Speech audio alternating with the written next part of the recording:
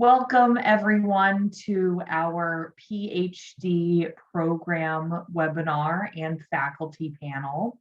My name is Jamie Eidlin. I am the Associate Director of Graduate Admissions at Penn Nursing, and I am joined by Dr. Margot Brooks-Carthen, who is the Graduate Group Chair, aka the PhD Program Chair here at Penn Nursing. A few quick housekeeping things before we get to our presentation. We ask that you just stay muted during the presentation. We understand life does not stop for these, and you might have kids or pets or coworkers in the background. Please feel free to introduce yourselves in the chat. We love to see where people are coming from. And perfectly okay to be at work right now. We understand that. The webinar is being recorded and you'll get it emailed to you in a few days. We ask that you just hold any questions to the end. You can ask them in the chat box at the end of the presentation. And if we don't get to your questions, feel free to email us at admissions@nursing.upenn.edu. Okay, and now I will hand it over to Dr. Brooks-Carthen. Hi, everyone. How are you? I'm really excited to have a chance to share with you more information about the University of Pennsylvania Nursing PhD program. As Jamie mentioned, my name is Margot Brooks-Carthen, and I have the great honor of providing oversight to our PhD program. I see some of you all adding where you are currently listening to us from. So I'm seeing Connecticut, New Jersey, Philly. I think I might have saw Nicaragua.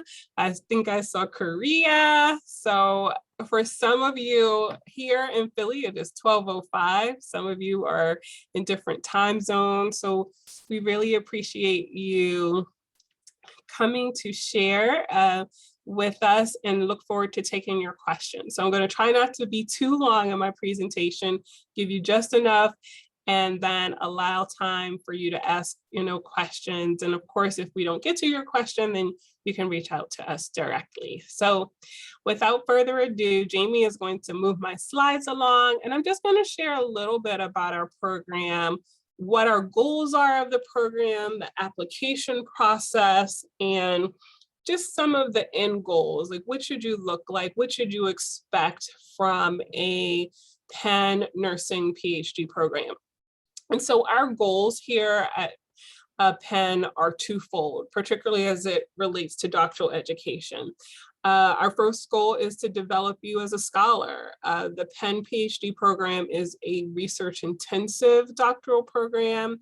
And from that respect, our goal is to develop your scholarly program of interest, your intellectual curiosity, your use of theoretical frameworks, your evaluation of your questions of interest, and your ability to critically appraise not just your question, but the literature, so that you will be able to develop your own area of interest. And as nurses, you already have training in critical judgment and critical thinking.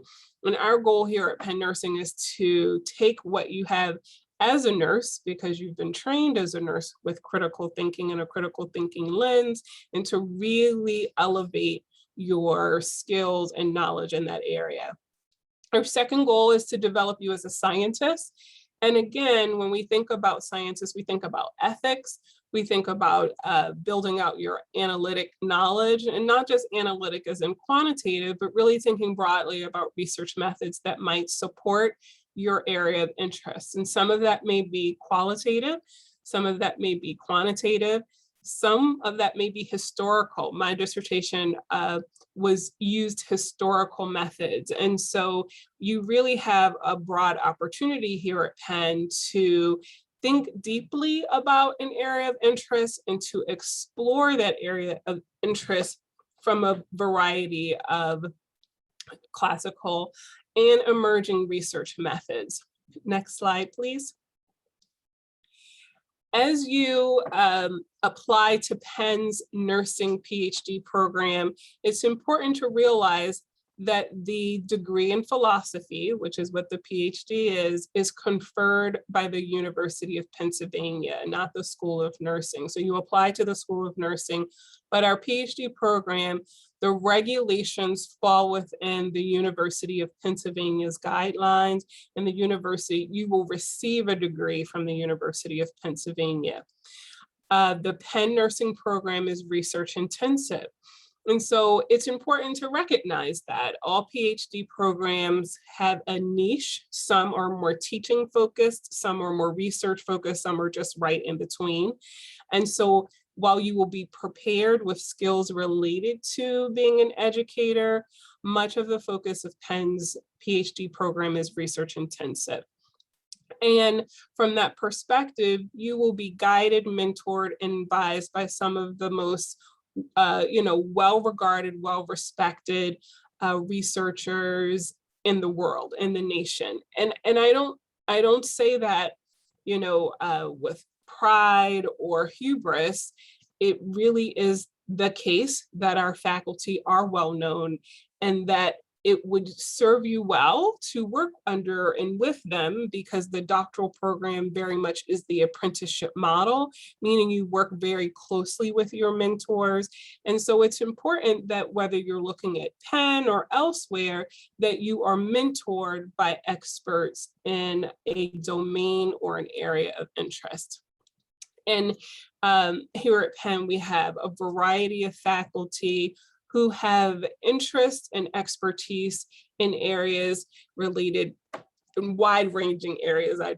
If I say some, I'll miss some, but certainly if you think about my area in health equity, Dr. Kroll is here on the line. She is the chair-elect. Her area and focus is in nutrition science.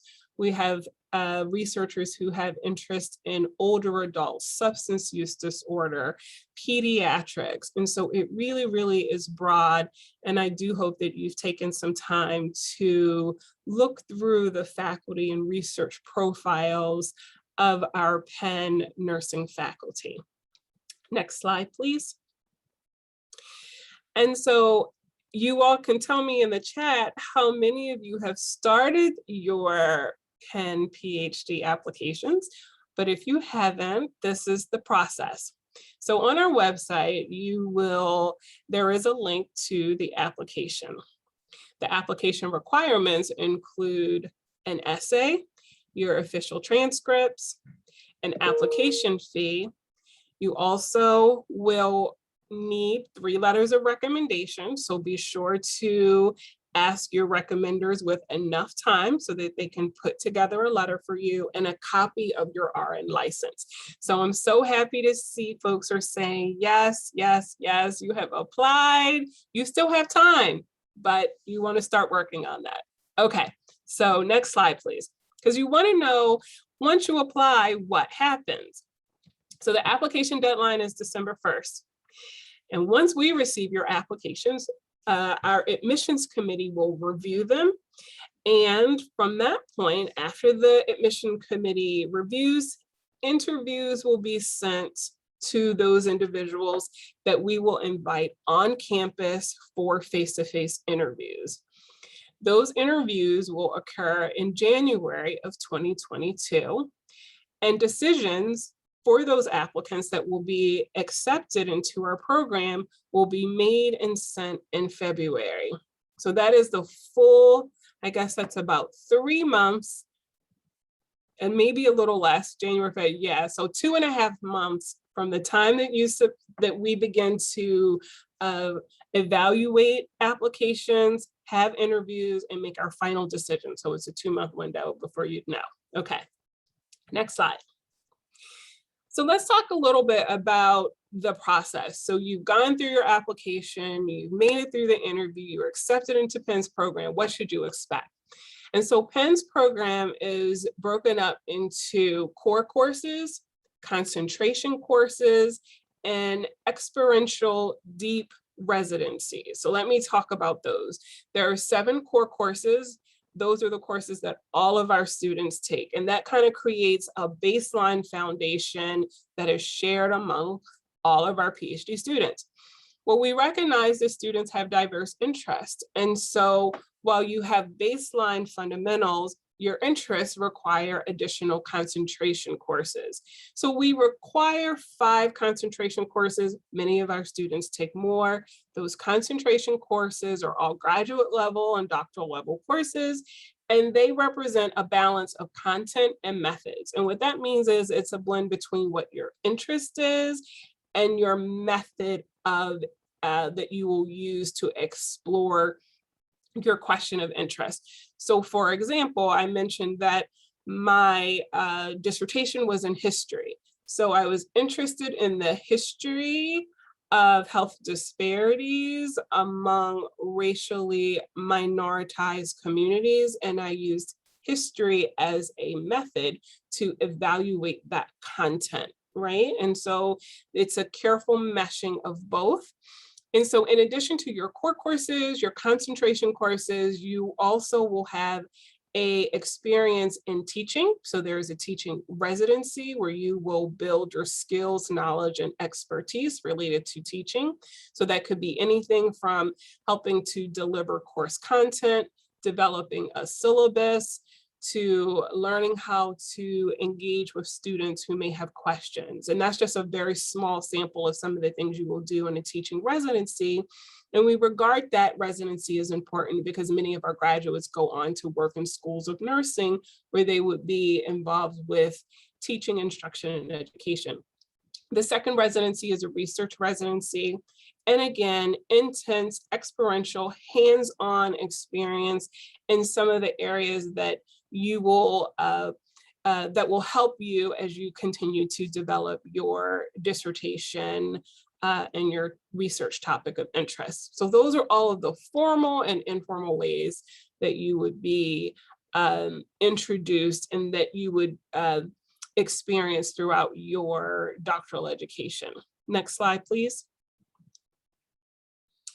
So in addition to your courses, there are several milestones that are expected as you go through the PhD program. And I won't spend a lot of time with this, but as you go through the PhD program, it's important that you have a sense of sequencing. And so when you come in, you won't necessarily know everything about what you want to study, how you want to study it, who you want to, your sample or your population of interest. But early on, we want to make sure that our students feel secure in being able to have a sense of what the literature says about an area of interest. Where are the opportunity spaces? And so your qualifying exam happens in your second year of doctoral studies, and it really is an opportunity to write a paper and for you to have a committee that evaluates your ability to write in a scholarly way, and also to appraise literature, the scientific scholarship in an area of interest, so that you can identify areas that you might explore more deeply.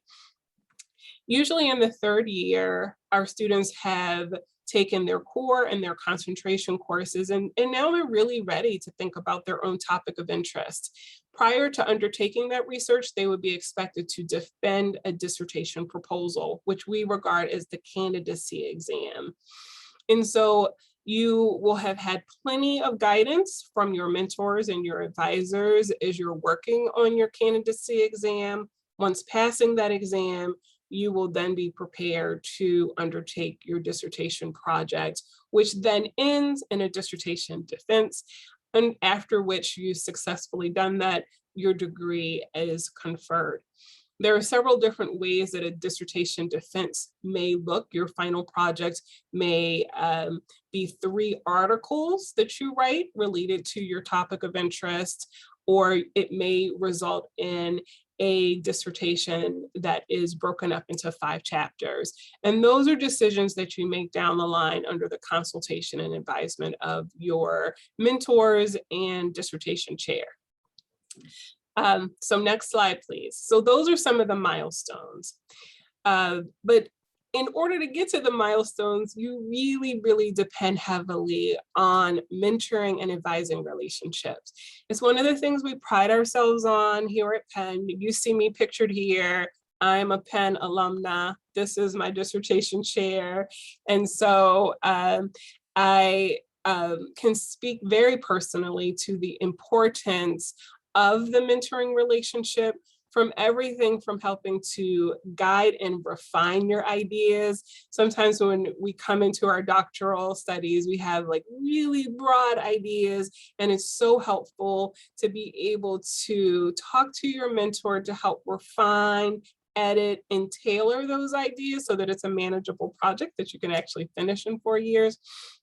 It's also helpful because you get to work with someone to develop measurable objectives, guidelines, and kind of goals. They also help advise on courses and expose you to networking opportunities, and also just career advice more generally. And so we really regard our mentorship model as one that is one of the anchoring features of the PhD program.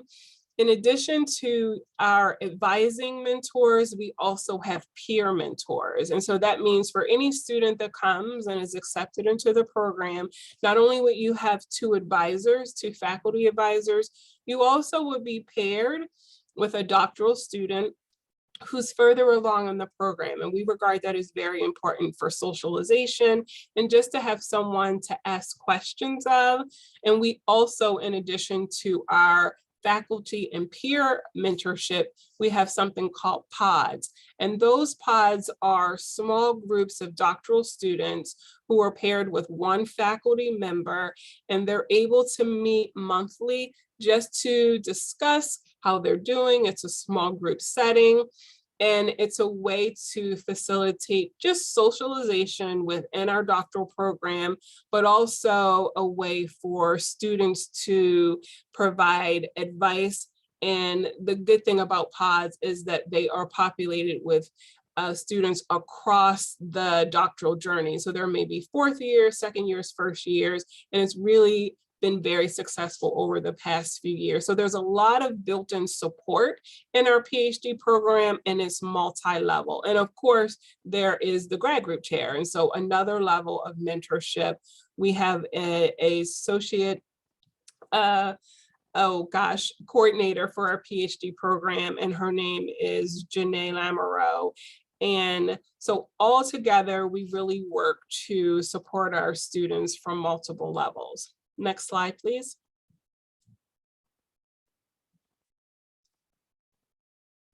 Or not. So with all of this wonderful mentoring, what do you get in the end? Yes, you have a degree, which is important. You have a degree that's conferred by Penn.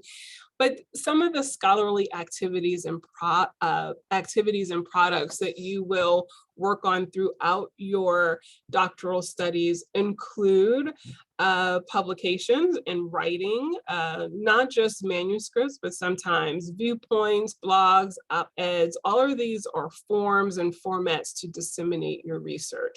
And so you'll learn, and you'll have an opportunity to co-author and author peer-reviewed publications. So many of the things that you're reading, you will, increasingly become expert, and you'll be writing your own publications. And some of you may have already done this in your undergrad or master's work.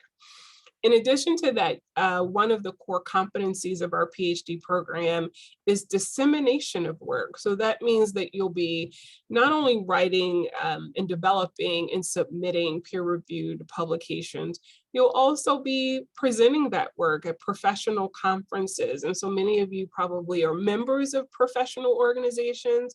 These would be opportunities for you to disseminate your work through posters or podium sessions.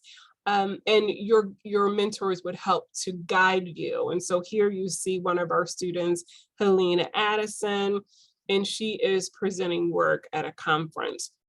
And so in addition, there are a lot of in addition. So in addition to publications and professional presentations, we also help to support individual grant proposals. And the F31, for example, is a proposal that helps to support dissertation projects. It's submitted to one of the institutes for the National Institutes of Health. And many of our students write for individual dissertation support. And we host workshops to help students learn those skills related to grant proposal writing. Next slide, please. And so some of you may be asking, how do we pay for a doctoral experience at Penn? And so one of the advantages of Penn Nursing is that we provide funding support for 4 years for tuition. And in addition to providing 4 years of full funding, our students also receive a stipend. Some of our students receive that stipend through working as a TA, which refers to teaching assistant. So you see that TA in one of the little hexagons. So you see TA, so that's one way that you receive a stipend. Some of our students are fellows on training grants, which we refer to as T32s. And finally, some of our students come in and they work as TAs, or they're fellows in a T32, and they write for an F31 to support their doctoral work. And then the F31 pays for tuition and provides them with a stipend. So your tuition, your stipend, your health insurance are all provided for throughout your 4 years of doctoral education here at Penn. In addition to your 4 years of tuition funding and stipend, you are able to work up to 10 hours per week during the funding period. And that's really important because the stipend ranges anywhere from $29,000 to $26,000, depending on the funding, type of funding that you're on.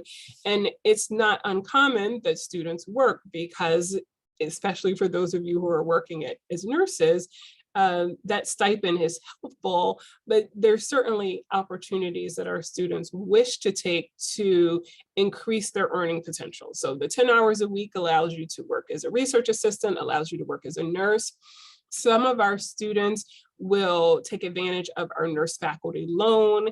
And for those who are US citizens in particular, because this is a loan that's provided through the federal government, the payback for the national faculty loan, the government pays 85% of that back as long as you work in a school of nursing for 4 years, and the interest rate is rather low.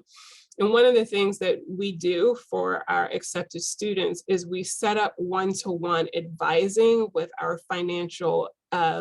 the nursing financial services here in the School of Nursing. So for those who are admitted, we set up one-to-one counseling just so that you can walk through, the cost of living and any funding opportunities outside of the tuition that's available. And so it's really important for us to think holistically about the students who will be coming here to work with us as students, not just to think of them in their academic pursuits, but also to make sure that we are appropriately addressing their financial and living needs. So I'm happy to take questions about that too, as we bring this part to a close. I think I have a few more slides and then we'll jump into some questions. This is just a brief slide that talks about some of the opportunities that we have for additional learning outside of your courses, outside of your formal mentoring relationships. The Penn School of Nursing and Penn more broadly have so many rich learning opportunities, and it's such a blessing. It's research and resource rich, not just in the area of research, but also one of our strategic goals for the university and for the School of Nursing is in the space of innovation. And so we're really excited about the research and innovation colloquiums that we have on a monthly basis. And there are really a lot of interdisciplinary and interprofessional opportunities to think about innovation in terms of your area of research. So whether those are research seminars, whether they are small journal clubs, whether there are guest lectures here in the School of Nursing or across. It really is a great opportunity to come, to learn, to grow, to expand. We have several research centers here in the School of Nursing, both the Center for Health Outcomes and Policy Research and the New Cortland Center for Transitions in Health. And for those of you who have a particular interest in health outcomes and or transitions, those are certainly centers that you want to explore and learn more about. Next slide. So I talked a little bit about this. The training centers are the New Cortland Center and the Center for Health Outcomes, but in fact, we have 4 research centers here in the School of Nursing. The Center for Global Women's Health, directed by Dr. Holly Harner. I mentioned the subsequent 2 centers, and finally, the Barbara Breach Center for the Study of the History of Nursing. And so as someone who came through Penn's doctoral program, my intellectual home was in the Barbara Breach Center for the Study of the History of Nursing. My scholarship now is in the area of health equity and health outcomes. And so I'm one of the co-directors for the Center for Health Outcomes and Policy Research. And I say that because while we have 4 centers, there really is a lot of opportunity for intercenter collaboration. And so if you are interested in one of the centers in particular, it's not surprising if some of your interests may have some overlap, because we frequently work collaboratively across centers, and not all faculty and students are affiliated with the center. So don't feel like just because there are 4 centers here that these are the only spaces and areas of inquiry. We really have a lot of diversity across our faculty. These are just some opportunities for concentrated focus should your area of interest align with one of them. Next slide, please. So what does one do in Philadelphia outside of come for doctoral education? Well, there's so much to do, both on campus and off of campus. I say I came to Philly 20 years ago and, fell in love literally. And so you really have so much diversity, great restaurants, wonderful museums. It really great sports for those of you who are sports fans, wonderful healthcare opportunities. It really is a wonderful place. And we really, think of it as a unique learning and living space. The university is gorgeous. I know we're doing this virtually, but in the fall here on Penn's campus is one of really the most beautiful places you can be, because the leaves are changing on the trees. We have a place called Locust Walk, and it is gorgeous. We have a pond that is truly refreshing. So lots of places to re-energize as you are thinking deeply in all of your coursework. And I think this might be the final slide before we take questions. And if not, oh, okay. So we're going to stop here after this one, because I want us to make sure we have lots of time for questions. So lots of resources for you, and not just the PhD handbook, which I think is helpful. Certainly you want to see what the requirements are for a PhD here in nursing. But I think that the Penn website overall has a lot of essential resources about the School of Nursing, about faculty, about our students, about our mission and values related to social justice, diversity, and equity, about the work that we do in the community, our practice both locally and globally. And so I really do hope that you'll have an opportunity to explore Penn nursing and the university more broadly as you make a decision about your application.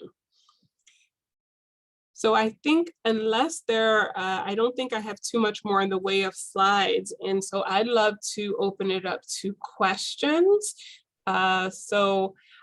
Jamie, you can tell us the best way to go about questions if you want to use the chat, which probably is the most efficient. And then we will just go through and answer your questions as they come. And again, if we run out of time, because I know at the top of the hour, we have a faculty panel, then we can have you reach out to Jamie or I to answer any of those that we didn't get to. Okay. Yep. So usually the most organized way is to put your questions in the chat. Looks like there's already a question from Elizabeth. She's asking, if I work part-time about 24 hours a week on nights as a midwife, would it be manageable to complete the PhD program full-time? She's the main source of financial provider for her family, which includes 2 young children, nearly finished paying off student loans and hesitant to take out cost of living loans. Also, Right. does health insurance extend to my family as well? Okay. So Jamie, you and I can both answer these questions as they come. And so I'm going to say the PhD program, 95% of people who are in the PhD program are in it full time. And that is the way in which you receive the funding of tuition support, is for full-time students, unless you work for the healthcare system. But I'm going to say that full-time students receive full tuition benefits and health insurance. And there is a work limit, meaning you're only able to work up to 10 hours a week.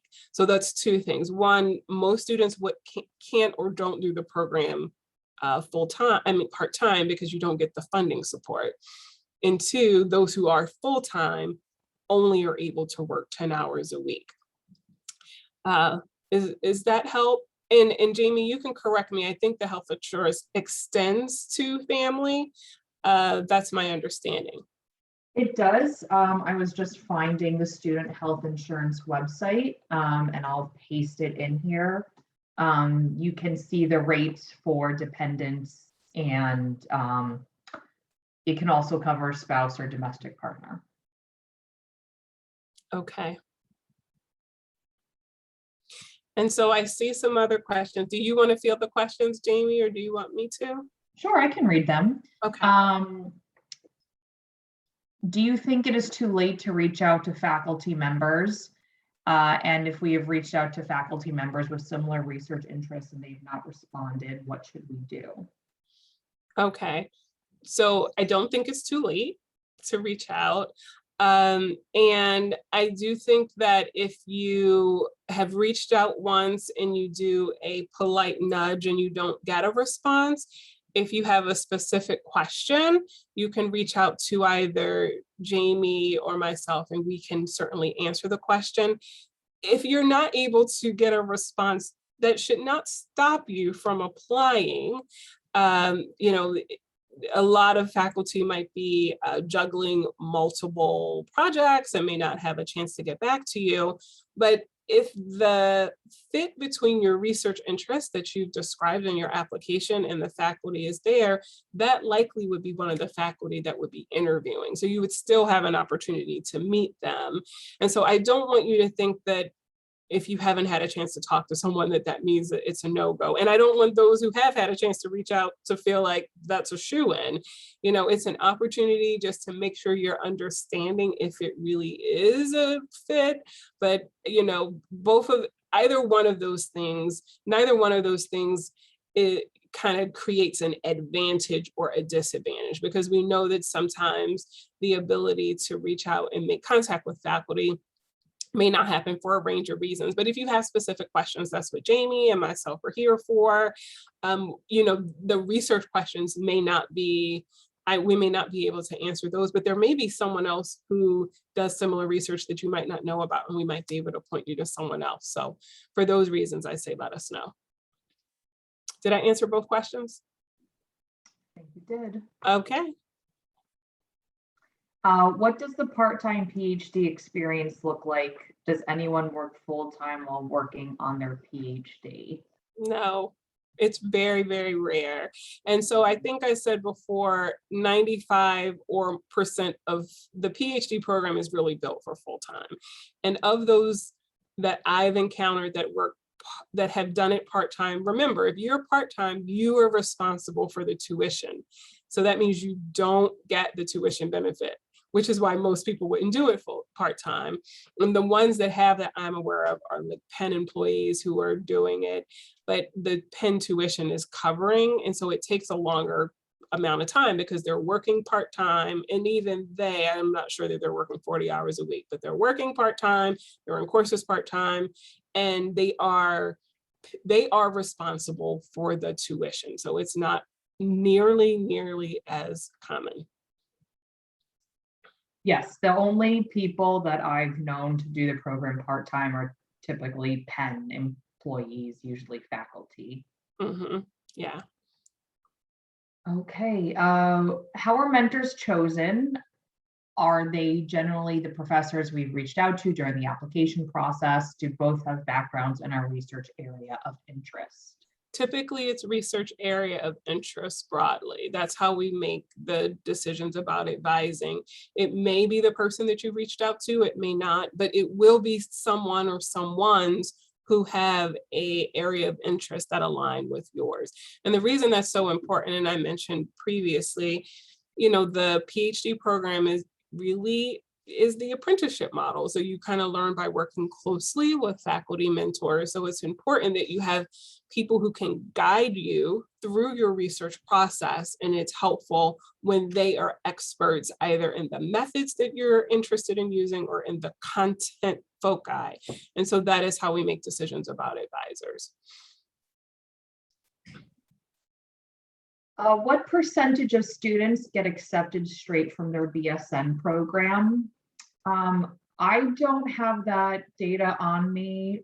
I would probably say under 20% of each class, and that's not necessarily because we don't accept people straight from their BSN. We certainly do. We typically have a smaller group that we're choosing from. So it's not, what I'm trying to emphasize is it's not necessarily a negative aspect, or we're purposely not looking for people who are coming straight out of their BSN program. Right. It's typically a couple students each year. Right. And I think the unique thing about the Penn PhD is that we do have a BS and a PhD option. We are eager and interested. There are students who know early on that they want to pursue research, and we want to have an open door to students who are choosing diverse pathways in nursing. We have a Hillman program, for example, that's a BS and a PhD. The Center for Health Outcomes and Policy Research, they're very interested in BS and a PhD. And so we have the pathway, and our applicants are chosen based off of merit and faculty match and mentorship. And so whether you have a BSN or MSN, that won't include or exclude you. We don't make the decisions and say, oh, well, we already have enough BS and the PhDs this year. That's it. It really is on your merit and mentorship match. And that can happen whether you were a BSN or an MSN. And so I just want to be clear that we are actually eager to bring in students who have diverse backgrounds, educational backgrounds. Do you consider transfer applications from students in other nursing PhD programs? So we don't have a transfer program. You're certainly welcome to apply.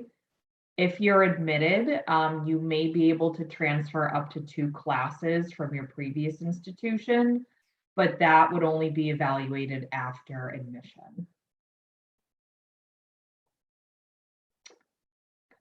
How can the applicant contact mentors?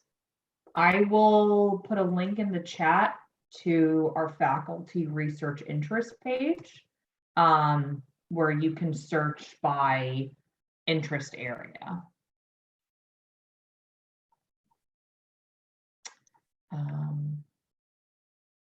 Is the MSN PhD program in person, online, or both?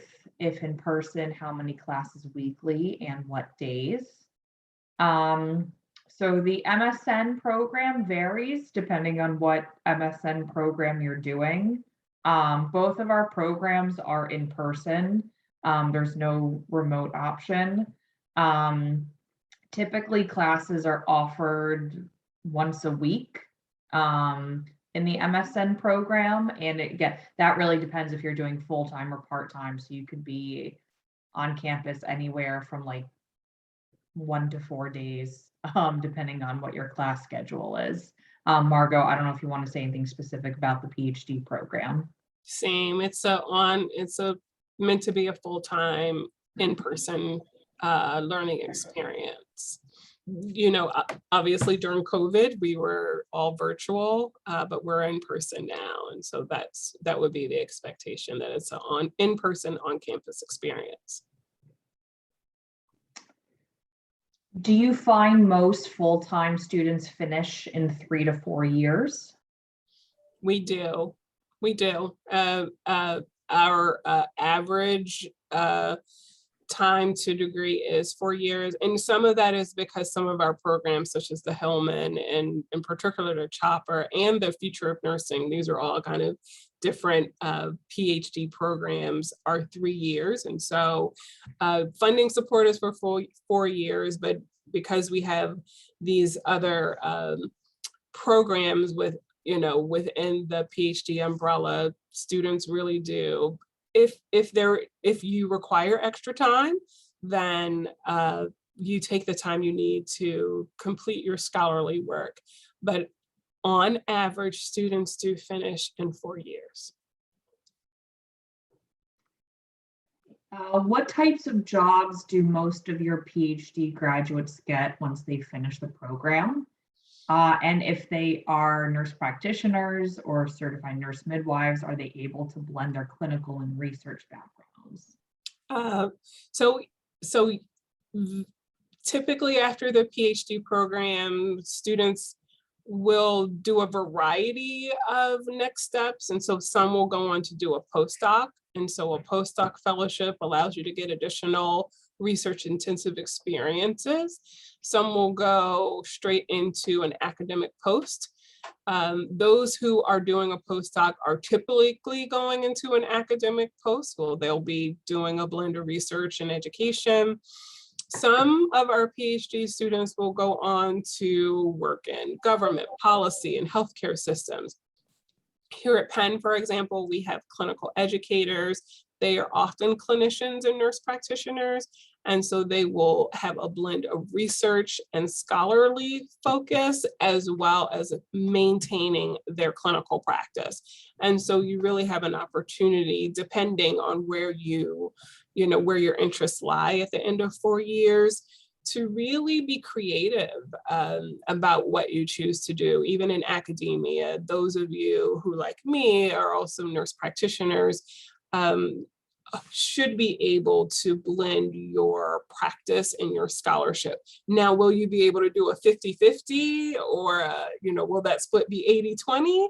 Well, that depends on where you land, but it's not uncommon that you see faculty who are able to maintain some clinical practice if indeed it's an area of interest. Is the funding for 9 months or 12 months? I believe it's 9, correct? It is, except the T32s are for 12. So it really depends. Most of our students who are in the program are working as TAs. That's a 9-month appointment. And so the stipend is for 9 months. Those who are in a T32, that's 12-month coverage for stipends. Going off, so during the summers, what do you do during the summer? Is that given time to prepare for proposals or the second year? What work opportunities are available in the summer? So yes and yes. So during the summer, many of our students, I'll say our first year students, are typically in the summer between their first and their second year, they're working on that qualifying exam that I spoke about. Our students who are working as TAs and have a 9-month stipend, they work as nurses or as research assistants. Because that 10-hour-a-week cap is removed during the summer, you can work as much as you can. Frequently, as you move along the program, you are working on your dissertation proposal or actually your dissertation project. And after you finish your coursework, a lot of your time is devoted to your dissertation project because you're not in courses for 4 years. Typically, your coursework spans about 2.5 years. The remainder of that time is dedicated to your individual project development and execution, and then writing the results up.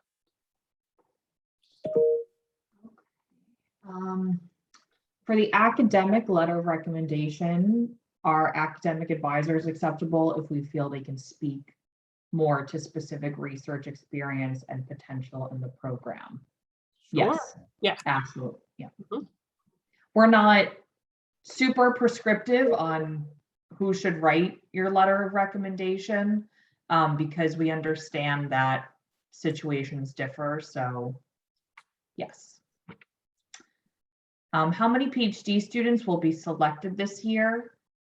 We typically admit between 8 to 12 every year. I don't think we have the exact number yet this year. No. So No, not yet. not But yet. that's right. That's the range. Are all interviews in person? No. So last year we were all virtual. This year we do hope to have in-person interviews, but we understand that you may not live close, or may not be able to get to campus. So we do offer a virtual option. And who conducts the interviews? That would be faculty who would potentially be your mentors. Again, we have some questions about typical hours of the school day. So classes are during the day, as we talked about. And I often like to have students think about their doctoral education as a job, right? Either, you can appropriate your coursework, your preparation work, and if you give it a schedule, then it also says you are expected to have a life. So if you have a partner, you have kids, or you have a hobby, so it should not take all of your time. And it's a little different because yes, you have courses, but you kind of have free time. And so you have to be able to schedule and organize your time a little bit differently than those of us who work clinically, and you kind of work a 7 to 7. And so, so if you think about organizing it like, okay, I'm not working clinically, but this is the job. I go to class, I carve out time for my reading and preparation. I work as a TA, so that's 16 hours. And so across that time, you're able to appropriate. Some people, give themselves a day off during the week because they know they like to work on Saturday mornings. Some have like sacred hours and they're like, I do not do anything on Saturday because that's my time to recharge. So I think if you think about it from that perspective, you kind of give yourself a sense for how you might organize. It's a different kind of organization, but one that still has boundaries around it so that you can have work-life balance. If applying straight from your BSN program, is it acceptable to have all letters of recommendation from professors? Yes. That would be, Yep. yes. And we're not prescriptive. We don't say you can have one advisor, one person you worked for, 2 professors. It really is the person who can speak best to your qualities, characteristics, any research experience, or just you as a person overall. And so feel free to ask people who know you well to write your letters, or that could really kind of speak to who you are and your potential for doctoral work. Is there an opportunity to work for Penn after graduation? We can't make promises about that. We're going to help support you to get your degree, and then you will apply, and maybe you will apply at Penn to elsewhere, but that we definitely cannot make any assurances about Penn's hiring practices. Can it happen? Yes. I am a Penn alum. I work for Penn, but as a PhD program, we certainly would not make any assurances about Penn hiring you after. Do you need to obtain the Pennsylvania State RN license at time of application? No, you would just need to have it by the time you enroll. So you do have some time. My master's degree is in social welfare. interested in healthcare outcome and policy research. Since my graduate degree was not in nursing, would that be a demerit for the application? No demerits. Yeah. No demerits. Remember, we take BS into PhD. So that means if you didn't have a master's at all, we would consider your application, and we certainly wouldn't, we don't give demerits, but if we wouldn't be giving them definitely if your master's is outside of nursing. I have connected with a potential mentor. You mentioned having more than one. Should I be reaching out to a secondary mentor? No, it's our policy on the Penn side to provide more than one advisor early on. We think that that's important because as you come, your interests may evolve. You may kind of get along with one a little differently, and it kind of takes some of the pressure of having to make this one relationship work. We know that sometimes, those things do or don't happen. And so we really believe in co-mentoring. We think it's successful. We think that having that collaborative model early on really gives some diverse perspectives, especially when you're really trying to coalesce on an area of interest. So having kind of a, really heterogeneous and sometimes complementary advising team, but sometimes diverse. I mean, two people can be scholars in, let's say, older adults, but have different approaches. One may be looking at the ethical care of someone who's an older adult. Another might be thinking about, care delivery for older adults. Both care about older adults. One is interested in the ethics, one is interested in care delivery, but both can be really helpful for a student who is broadly interested in older adults as a theme, but still is thinking about how to drill down on a question of interest. And so, we really believe strongly in having that hybrid matrix mentoring model.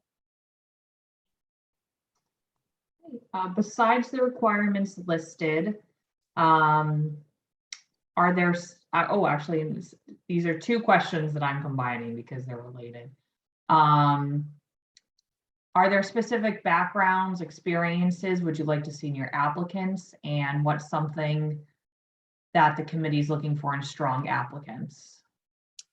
I think intellectual curiosity, and so really being able to provide to the admissions committee, what your area of interest is, how it links to your, background, so we can see an arc. Maybe you are working as a clinician, you notice this in practice, this is an area of interest, and these are two faculty members that share it in some way, right? So there's an arc, it's logically consistent. Some of you may say, wait, I'm a BSN, but you've still had clinical experiences, you've had coursework, you've worked in community. And so I just think it's important that you demonstrate the capacity to describe your interest, describe your why, describe why Penn, describe why this faculty.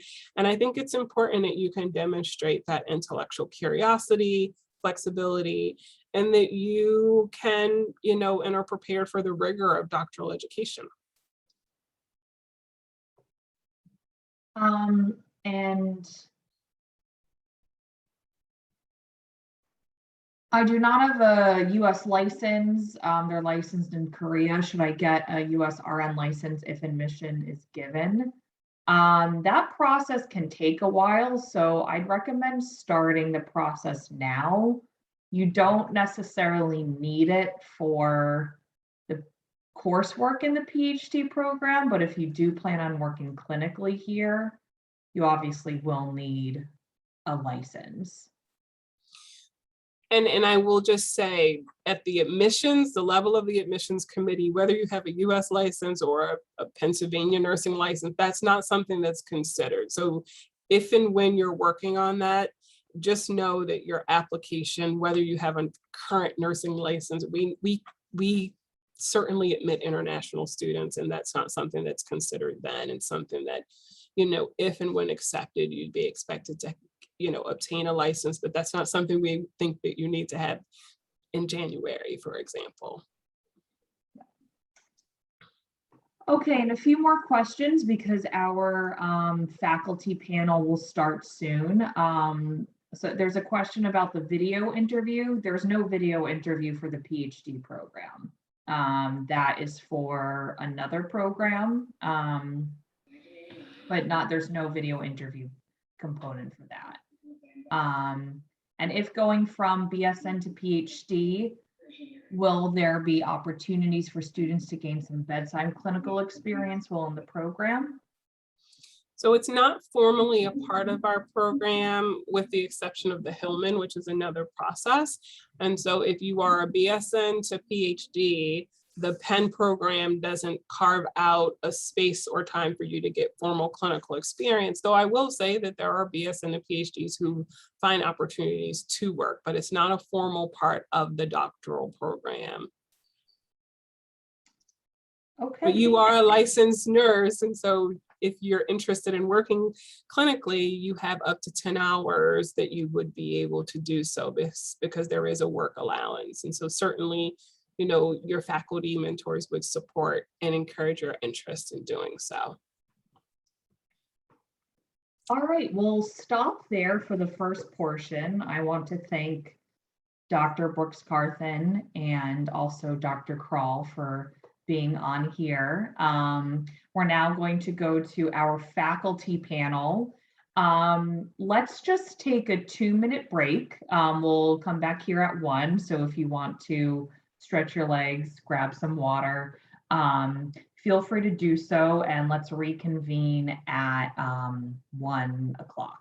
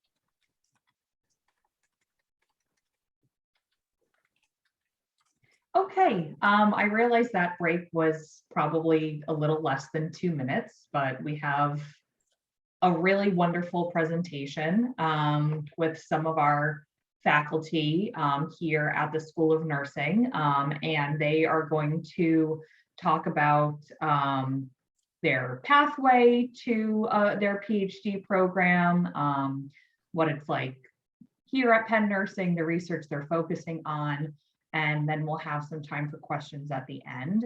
And we always have so much information and little time for questions. So again, just a reminder that you can always reach out after the presentation.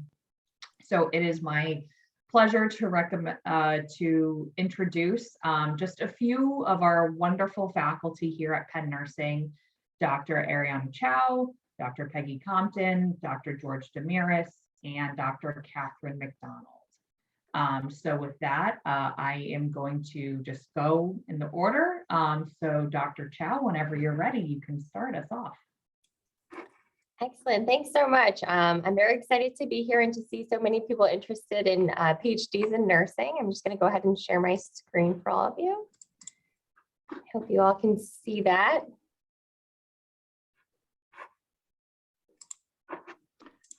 All righty, excellent. Can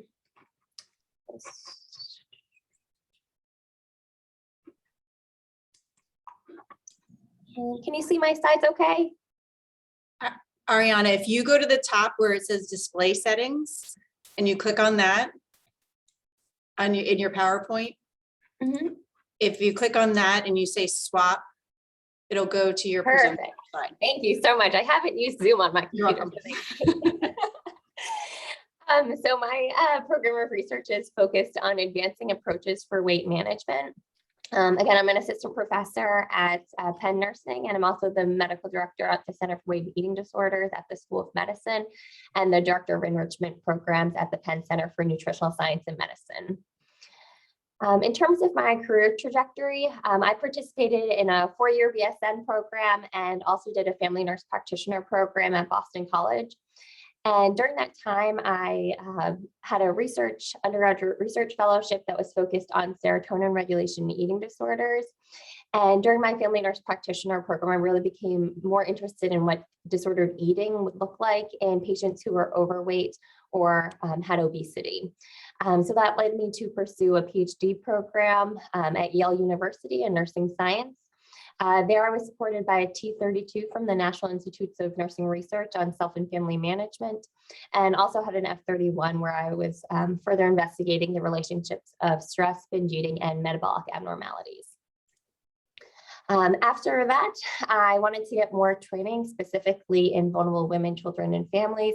So I looked at Penn and decided it was a great fit, especially because there were a lot of wonderful professors doing research in this topic area, both at the School of Nursing as well as in weight and eating disorders at the School of Medicine. So here are some different projects that I was working on while engaged here during my postdoc. So looking at things like lorcaserin and liraglutide for weight regulation and weight loss, and also furthering research on binge eating disorder and addictive-like eating behaviors. I started as an assistant professor at the Penn School of Nursing in 2017 and have been on faculty since. So I'm going to start talking a little bit about my program of research, which I've kind of demarcated in 3 different sections. The first one is looking to improve the precision of obesity treatments, really helping us to move past this one-size-fits-all treatment approach. So typically with obesity treatment, there are sort of 3 different tiers: general lifestyle counseling, pharmacotherapies, and then different sort of bariatric or metabolic surgeries available. And right now we have a sort of this heterogeneous patient population, and we just sort of assign them to a treatment. We know with this approach, we see a lot of different variability in terms of people's weight losses. So here on the x-axis, you can see people's weight change, and then the y is the percent of patients who meet certain weight thresholds. You can see with lifestyle intervention, it makes sort of this bell-shaped curve. Same thing with pharmacotherapies and surgeries.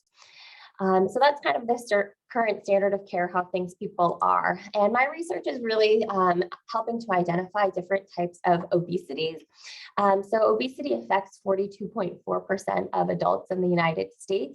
And we're learning more about the physiology of weight regulation and different factors that might be associated with differences in terms of outcomes and the heterogeneity that we see in treatment response.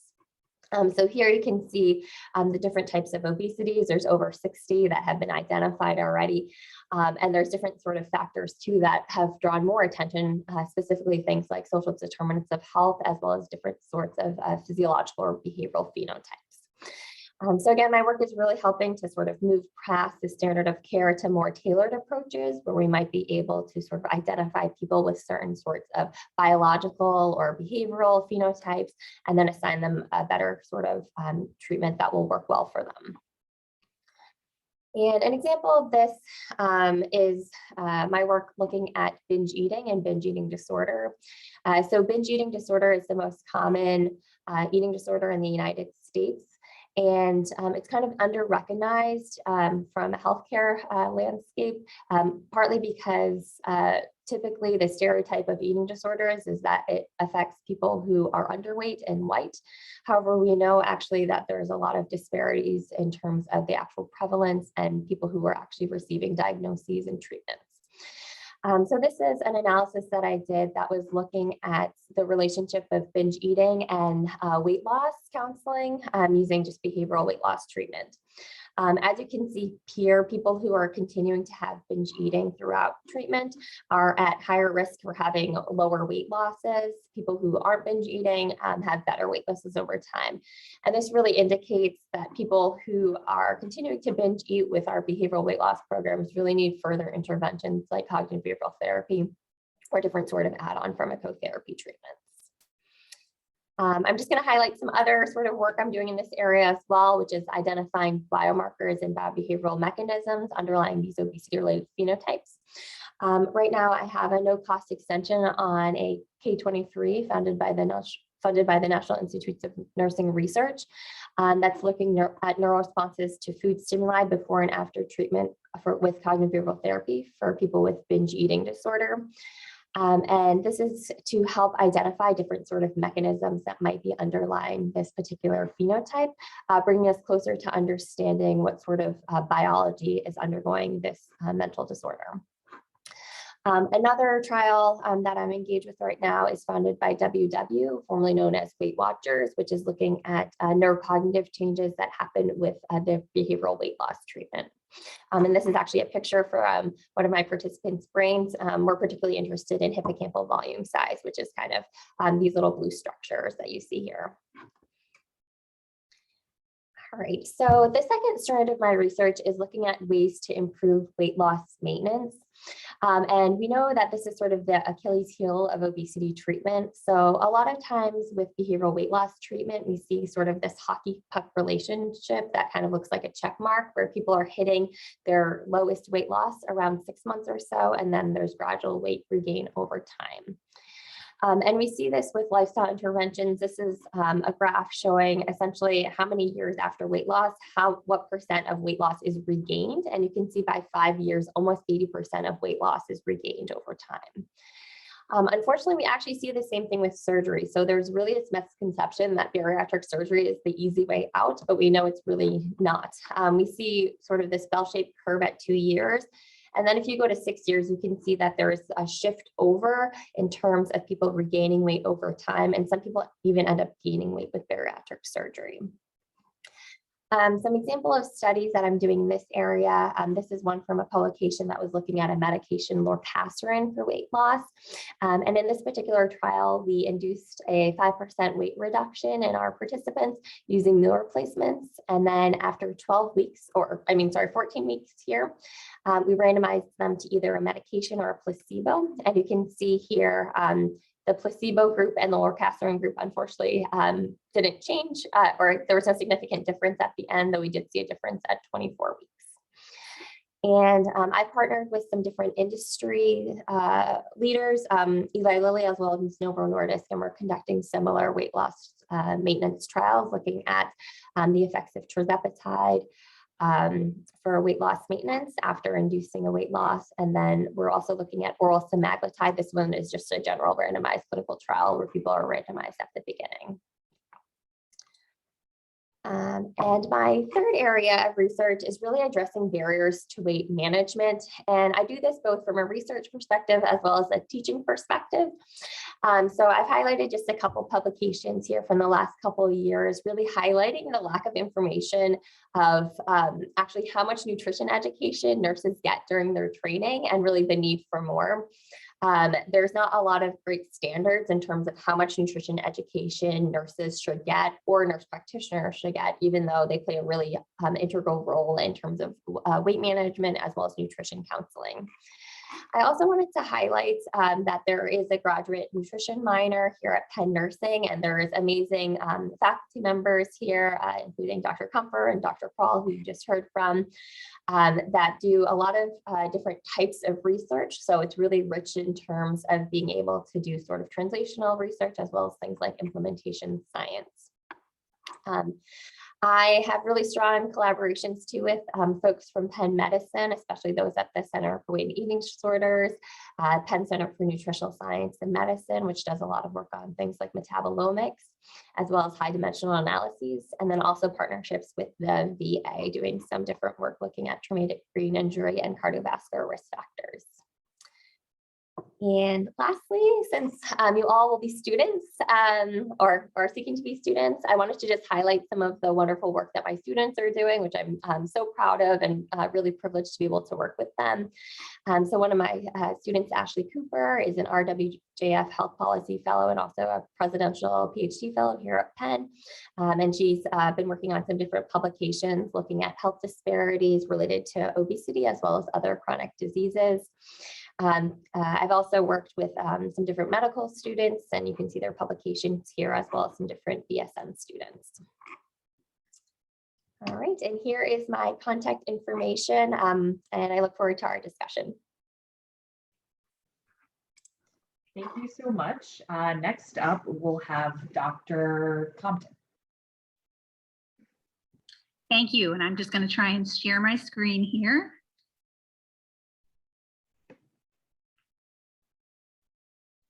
Can you all see that? All right. Great, then I'm going to get started. Thanks again for inviting me to come speak with all you prospective PhD students. I really hope that you'll be excited by what you hear from the faculty and continue with your application process to coming to the UPenn School of Nursing. I'm going to talk a little bit about my program of research and how I got here. And I basically look at pain, the clinical intersection of pain, opioids, and addiction. And that clinical intersection has really provided me a foundation for my program of research. In terms of how I got here, I got my BSN from the University of Rochester, and I'll be honest with you guys, I never planned on being a nurse. I was actually majoring in sociology and enjoying that very much. But as I approached graduation, I was thinking about what kind of work I could do with a degree in sociology, and there wasn't a lot out there. University of Rochester had an outstanding, one of the best nursing schools in the country at that point in time. And so I decided to double major and get my nursing degree. And once I got into my nursing courses, I realized I was in the right place, and really motivated me and propelled my work. I then worked as a neuro ICU nurse for about 6 years, but I found myself, and maybe some of you had the same feeling, where I was feeling somewhat unchallenged. I came from a very rigorous undergraduate program, and most of the education you get in the clinical setting are in services and things along those lines. And I just felt I wasn't being intellectually challenged. Fortunately, the hospital I was working with had a tuition reimbursement plan with the local university, Syracuse University. And so I went on and got my master's degree there and also trained as a clinical nurse specialist. But while I was there, I got involved in some of the faculty research projects. And that really propelled my interest in seeking a PhD. So I went on and got my PhD at New York University, and I was fortunate enough to get some pre-doctoral funding from the Agency for Healthcare Policy and Research for my dissertation. And so that helped to fund my doctoral work. And then afterwards, I did a postdoc at UCLA in their Department of Psychiatry from a T32 grant from the NIH, National Institute of Drug Abuse. And so that really got me to moving towards more of a faculty role. While I was in my PhD program, while I was still undergoing PhD studies, I was starting to do some more teaching. And so I served as a clinical instructor or a lecturer or an assistant clinical professor at various colleges and universities in Connecticut. And then during my postdoc, I also continued to do some teaching. So I came on board as a lecturer at UCLA, as well as an assistant clinical professor of nursing at UCLA. So by the time I finished my postdoc, I was already kind of moving into that faculty role at UCLA, became an assistant professor, eventually promoted to associate, and eventually promoted to full professor at UCLA. I then picked up and moved myself back to the East Coast and became a full professor at Georgetown School of Nursing. And about 5 years ago, I was recruited to come here to UPenn, where I came on as an associate and then eventually a full professor. And I can tell you that this is the happiest place I've been with respect to my ability to conduct my research, to teach really bright, motivated students. The infrastructure and support and resources available at the UPenn School of Nursing are unparalleled. So with respect to developing my program of research, it really did arise from my clinical practice. And so many of you are probably, those of you who've been practicing clinically, are already developing research questions in your head related to your practice. While I was in my PhD program, I needed to make a little money, and so I worked part-time as a research nurse at the local methadone clinic. I also, to make additional money, floated part-time at the local acute care hospital. So I was working on a med-surg unit as well as in the methadone clinic, both part-time. And what I found was that I encountered some of my methadone patients being hospitalized for a painful condition and just watched how their pain was being their reports of pain were either being ignored or entirely undermanaged. We all thought that if you're taking 70 milligrams of methadone a day, which is a lot of opioid, that you wouldn't be feeling any pain. And yet these patients were complaining of pain and we weren't necessarily believing them. We were calling them clock watchers. We were calling them drug seeking. And so I really wanted to dig into this a little bit more. What do we know about the pain experience of patients who are maintained on high doses of opioids, something like methadone? There was really nothing out there in the literature. There was a whole literature on opioids and addiction. There was a whole literature on opioids and pain, but I think it took my nursing perspective to say, hey, we got to bring these two together and think about, opioids with respect to the patient who has concurrent pain and addiction. So that's really the clinical place that my research question arose from. Since that time, my research has been, expanded to kind of still be looking at that fundamental question, but in different ways. And I'll just briefly go over these, kind of these 5 domains of my research right now, and then talk a little bit more specifically about each one. First of all, I've done a number of observational and experimental studies to describe the pain responses of patients with opiate addiction. Just how much pain are they feeling, whether they're using methadone or whether they're using street opioids. What do we know about their pain responses? I also have a body of work looking at instruments that we developed to screen for or assess for addiction in chronic pain patients who are taking opioids on a daily basis. Do they meet the criteria for addiction? There's kind of this misperception that anyone taking opioids every day, whether it's for pain or not, that they are a quote unquote addict. And so I've done a fair amount of work looking at instruments to really determine which chronic pain patients would meet the diagnostic criteria for addiction. I also have a number of observational studies to understand how opioid exposure to treat acute pain, like the opioids we give in a hospital or give during surgery, how those result in the development of persistent or chronic pain. A significant number of people who undergo surgery develop chronic pain following the surgery. Their acute pain never really leaves. It turns into chronic pain. And there's some evidence that the opioids we're giving them are actually contributing to that development of chronic pain. I'm also doing some experimental studies to decrease opioid use in patients with chronic pain. How can we help patients who are taking opioids on a regular basis for their chronic pain? How can we help them taper down to a safer dose? And then finally, and most recently, I'm doing more work in looking at how do we manage acute pain in hospitalized patients with opioid use disorder. Philadelphia has a large population of patients who are suffering from opioid use disorder, most of them using fentanyl these days, and they come into the hospital with acute pain. How do we manage their pain? So these are kind of the broad areas of research that I'm currently or recently or currently involved in. So with respect to my observational and experimental studies to describe pain responses in patients, this is just kind of a smattering of the publications that we put out around this area. And probably my largest contribution to the field has been this identification via this work of what we call opioid-induced hyperalgesia, such that patients who are taking opioids on a daily basis are actually more sensitive to pain than patients who are not. So there's something about doing opioids regularly that affects pain systems such that they're less tolerant of pain. And I use experimental pain assays like the cold pressor test or quantitative sensory testing to actually look at what their pain responses are like. Developing these instruments to assess for addiction and chronic pain patients on opioid therapy. Again, here's this kind of a smattering of our research publications that have developed specific tools that are out there in the field to help work with chronic pain patients to determine whether or not they truly meet the criteria for addiction. And I'll just point out the most recent one down here on your lower right, on my screen anyway, is the only tool now to show excellent sensitivity and specificity for diagnosing addiction in chronic pain patients. And it's been adopted by the National Institute of Drug Abuse on their website and recommended for use in treating patients with chronic pain. Oh, and I'll also just go back to that, show you that some of this work has been funded by different funding agencies at the NIH, both the National Institute of Drug Abuse as well as the National Institute of Nursing Research. The observational studies I'm currently doing to understand how opioid exposure affects postoperative pain. I have 3 ongoing or recently completed studies. One of them is looking at postoperative pain responses in dental patients who are taking chronic opioid therapy. And that the data from that study are illustrated here in the little graphs to the right. We were taking patients who are going to be undergoing major dental surgery, i.e. multiple teeth extraction, and compared patients who were taking opioids chronically prior to surgery to patients who are opioid naive to look at their pain responses.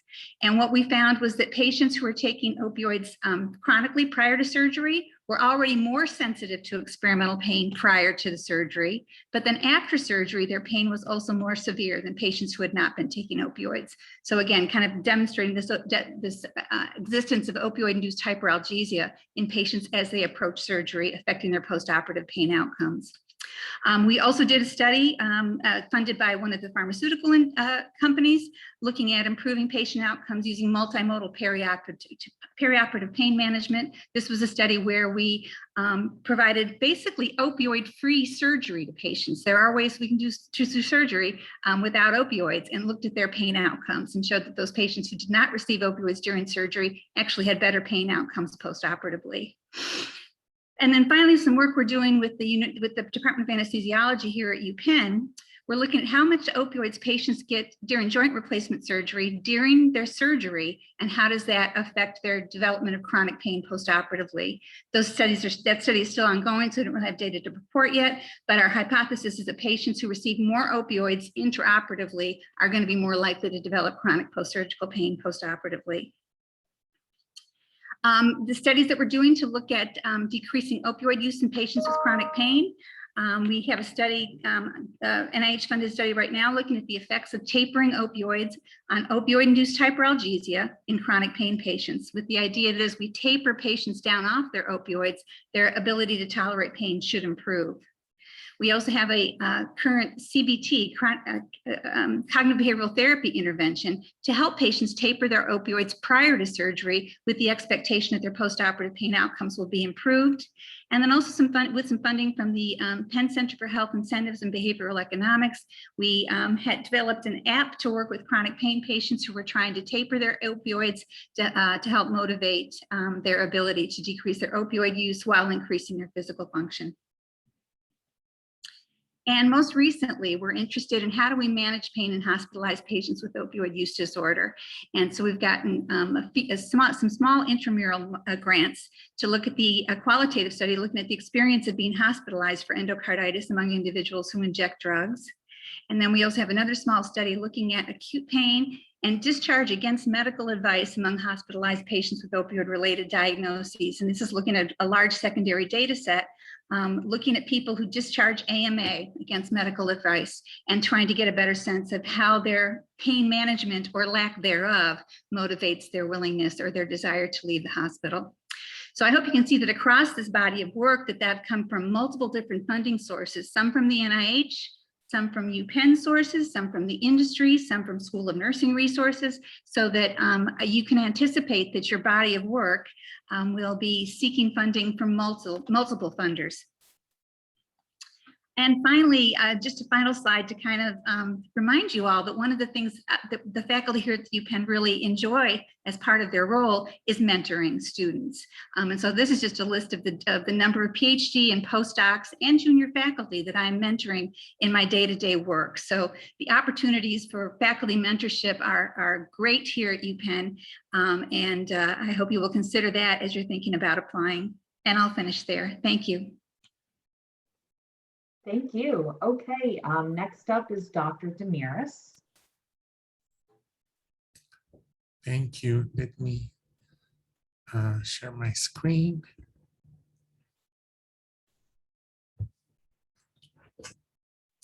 All right. Hi, everybody. It's great to be part of this panel and get a chance to talk a little bit about my research. My name is George Damiris. I'm a professor here in the School of Nursing, and I have a joint appointment in biomedical informatics in the School of Medicine. And my research focuses on the use of informatics to support older adults and their families. My background is in health informatics. I graduated from the University of Minnesota, and my first faculty position was at the University of Missouri in Columbia in the School of Medicine there in the Department of Health Informatics. And then in 2006, I moved to the University of Washington in Seattle, where I was in the School of Nursing with a joint appointment in medicine, also doing informatics and nursing informatics research, looking at technology and aging. And I joined Penn in 2018.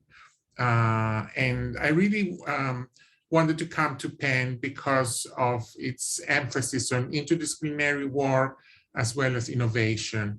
And the kind of work I do really requires active and ongoing collaboration with researchers from multiple units. I work a lot, in addition to my nursing colleagues, with informaticians, engineers, health economists, and Penn has all these great resources and schools that excel in all those areas. So building interdisciplinary teams is very natural and very easy on this campus. Also, there is a very significant gerontology tradition in terms of research and education in our school, and the school has been national and international leader in transitions of care. So environment to perhaps take my research into the next level. And I'm working on different areas. I'm going to briefly provide a couple of examples. One of the areas that I'm focusing on is how to better support family caregivers of patients with serious illness at home. And I have been looking at family caregiving specifically in hospice. With hospice, we talk about palliative and passionate care for people who are at the last phases of a terminal disease so that they can die with dignity and live as comfortably as possible before they die. And this is care that's delivered to both the patients and their families. In hospice, we talk about the dyad being the unit of care, the patient and the family. It's holistic care and care that's driven by self-determination. It's the patient and family's beliefs, values, culture, and lifestyle that govern decisions pertaining to care. So the family caregivers assume a very important and critical role in terms of taking care of the patient, providing those caregiving tasks, and they're often called to be proxies for clinical decision-making when the terminal patients cannot make decisions about their care themselves. And even though they have such a critical role to play, when you look at the literature, you'll see that caregivers often feel that they're isolated, they receive poor communication with their teams, they often feel that perhaps little attention is paid to them and their needs. And while we all call for more inclusion of family caregivers, we don't really have specific guidelines as to how to do that and how to facilitate shared decision-making. When you look at the interventions specifically in the hospice settings, the vast majority are interventions that focus on pain management targeting patients or interventions targeting clinicians, but very few have actually looked at family caregivers. And so that's an area where I think we can address this gap. And we can also look at technology that can help us bridge geographic distance, improve access to information and education. So for the last few years, we have been exploring an intervention we call PISES, which stands for Problem-Solving Intervention to Support Caregivers in End-of-Life Care Settings. This is an intervention that basically looks at problem-solving therapy, which is a very well-established cognitive behavioral process that has been used in different settings for family caregivers of children with autism, in cancer care.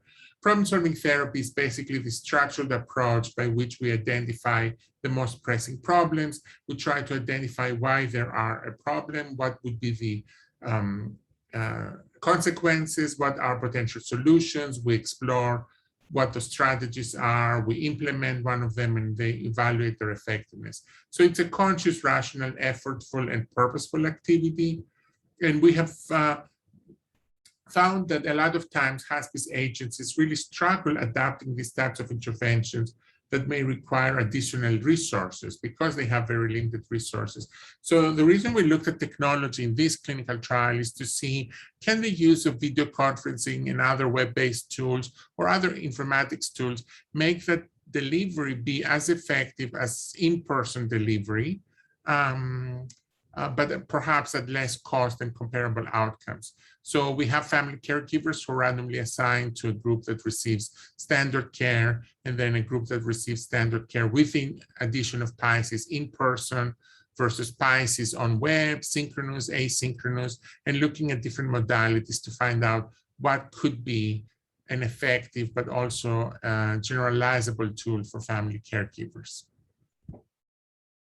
Another area that I work on in the space of aging has to do with falls and looking at ways that we can use technology to either prevent or predict falls. falls are a significant challenge in gerontological research and care. They are the result of accumulated vulnerabilities, and they are especially a challenge for people with mild cognitive impairment. Over 60% of older adults with mild cognitive impairment fall annually 2 to 3 times. That's 2 to 3 times those without cognitive impairment. And the risk of falling is even greater for people who live in low resource neighborhoods. So we actually have a project ongoing called Sense for Safety. This is a project that's funded by the CDC and the National Institute on Aging. And I collaborate with my colleagues, Dr. Hudson and Richmond here in the School of Nursing, where we're looking at the use of technology to provide a fall risk assessment and fall prevention nursing intervention for socially vulnerable older adults with mild cognitive impairment. So we're using the technology to link people at home with a nurse telecoach. First, the nurse goes out with a technician, they install the technology, and then the nurse uses the technology to better understand how the fall risk changes over time, and works with the older adult and a trusted other to figure out what can be done in terms of physical exercising and environmental adaptations to reduce fall risk. And when I talk about the technology, we are using depth sensors. Depth sensors are installed in the home, usually in the living room, and they don't capture video images. Instead, they capture what we call silhouette extractions. Here you can see an example of that. And those are images that are not permanently stored. The system extracts gait information from those silhouettes. So what we end up extracting and storing on our server are not any identifying information, but rather things like gait speed, stride length, and we can monitor that over time. If a fall is detected, the last 10 seconds of a silhouette extraction video, it can be sent to the nurse so that she can validate if that was a false positive or a true positive in terms of a detected fall. The nurse coach actually can access a dashboard where she can look at all the fall risk information over time. And in addition to getting the extracted information about stride length, average speed, stride time, and all the gait alerts that have been generated, she can annotate the dashboard with information that is related to the medical condition or the history of the patient. And so it becomes a tool that is being used as she develops individualized exercise plans for older adults. The advantage of this approach is that with the technology, we have a machine learning component that means that the technology learns and becomes better at predicting fall risk and calculating and predicting fall risk over time. And also it's a system that's facilitating passive monitoring without having the older adult have to operate or remember to use specific hardware or software or learn to use a new system or have to wear a wearable device. Another initiative we have at Penn that I'm really excited about because it just started like October 1 is a new Penn Artificial Intelligence and Technology Collaboratory for Healthy Aging. And this is a really large initiative that's funded by the National Institute of Aging. And it's a partnership between academia and industry. We are hosting this center with the goal to identify, develop, evaluate, commercialize, and disseminate innovative technology for monitoring all aging adults and those with Alzheimer's disease in their home environment. So we're looking at this pipeline from technology that's used in the home, and this can be passive monitoring, things like I described in the Sense for Safety application, wearables, fitness tracking, voice interfaces, cognitive support through conversational agents, anything you can really imagine, and getting all the monitoring data and figuring out how to integrate it with clinical data in the electronic medical record, and then use AI to actually improve point of care decision support. And so for this, we are actually going to be funding pilot studies for investigators throughout the US, not just from academic settings, but also from industry. And the emphasis will be on solutions that promote inclusivity so that they can include underserved and rural populations of older adults with or without Alzheimer's disease. It's a very large group of investigators across nursing, medicine, and engineering. And there are different cores that actually provide support for the pilot awardees. And this support can be in terms of figuring out how to provide clinical translation validation, identify the right technology features, engage stakeholders, consider ethical implications, and also provide networking and mentoring for startups and other entities. The two core programs that are funded for pilots are aging and Alzheimer's disease. And the aging core is led by two School of Nursing faculty, Dr. Balls and Dr. Cashion. And then another exciting opportunity is through the recently established Community Collaboratory for Co-Creation. And this is a partnership we have between Penn Nursing and Penn Engineering. And it's really an opportunity to engage communities. So technology can play a great role in terms of improving healthcare. But what we often see is that the technology, in some cases, continues to exacerbate inequities. And marginalized populations who have already been disadvantaged from the current healthcare structures get further marginalized by technological innovation. So with this approach, we want to foster research initiatives that engage the communities, and those could be low resource, high need populations, but have them at the table as they bring their expertise of their lived experience so that they can co-create the solutions as equal partners with the researchers from the two schools. And so our collaboratory will be also funding pilot work that students and faculty in the two schools will be conducting in partnership with the community, but also act as a broker for those who want to reach out and better understand community needs. It will also have some educational implications because we're working on a joint educational offering between engineering and nursing, where the community outreach can be combined with the senior design project that engineers do, so that students come together and jointly come up with specific solutions for problems that the community members have identified. And this also has the lens of health equity in this work. So there's a lot of different opportunities to explore the role of technology in terms of designing, implementing, and evaluating health information technology, and do so with a specific emphasis on aging. And speaking of aging, I am a member or a fellow of the New Cortland Center for Transitions in Health that is led by Dr. Mary Naylor. And this is a center that basically specifically looks at scientific evidence, practice, and policies that enhance transitions in healthcare for older adults and chronically ill in the US and globally, and conducts research in ways to support older adults as they and their families as they go through those different transitions of health. And that center also houses a training grant, an institutional training grant, individualized care for at-risk older adults that's led by Drs. Naylor and Bowles. And that funds pre- and postdoctoral nurse scientists specifically to advance the science of complex transitions, symptom management, and looking at an interprofessional mentored experience between nursing and other disciplines. And it's really a great opportunity for pre- and postdoctoral fellows to become actively involved in a very rich research agenda in terms of gerontology that we have in the school. So with that, I want to thank you again for inviting me and for your attention. This is my email address if anybody wants to contact me for any further information on any of the initiatives I described.